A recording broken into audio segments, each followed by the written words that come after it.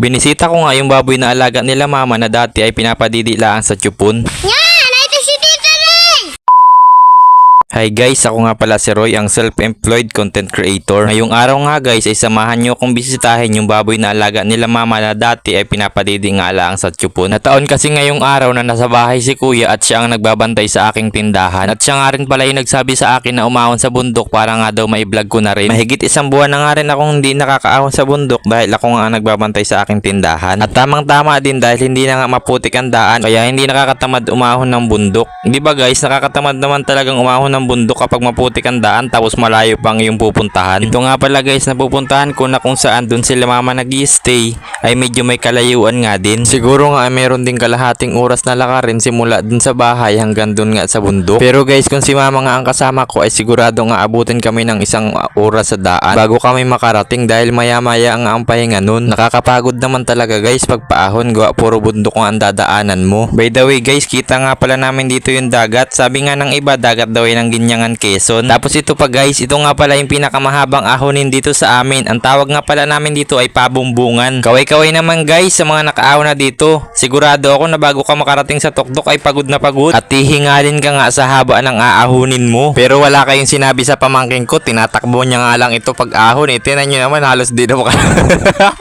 Sorry guys, natatawa lang talaga ako habang nag-i-edit. Andito na nga pala kami guys. Pag dumating nga pala dito sa lukaran ng tiyuhin ko ay matatanaw na yun sa amin dahil magkakaratig lang naman silang magkakapatid. Ito nga pala yung baboy na sinasabi ko sa inyo na nakasurvive nga lang dahil pinapadidi sa tiyupon. Since kasi guys, yung pinanganak sila ay wala na silang nadididi sa inahin. Tapos yung inahin naman ay nagagalit pa pag dumididi sila.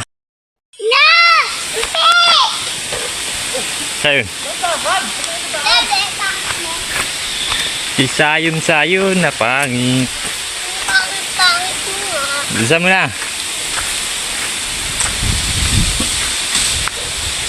Hello. Bisa mo.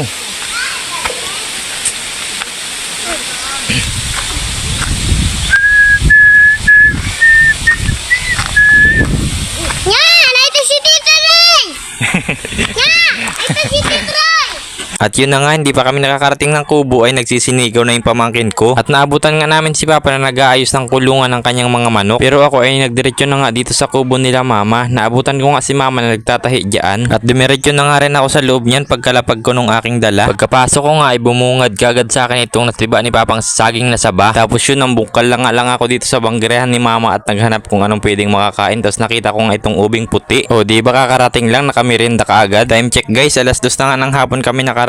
At dito pa nga guys, dumayo ng pag-inom yung dalawang baka. Tapos ayun, si mama nagpainom naman ng paalaga sa kanilang baka. At ito ako, pugi pa din habang nagkakape.